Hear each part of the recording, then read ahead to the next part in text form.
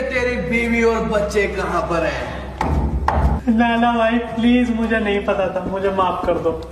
मेरे बीवी बच्चों को छोड़ दो नाना भाई प्लीज। अरे ओ पुलिसिए, तेरे बीवी बच्चे छोड़ तो दूंगा, लेकिन मुझसे रहम की भीख मत। साले अभी तो हमारी रिश्ते की बात चल रही है अमरोहा से, तूने बीवी बच्चे पहले किडनैप करा लिए बहनचोद। छोटा भाई तो होगा तेरा पुलिसिए।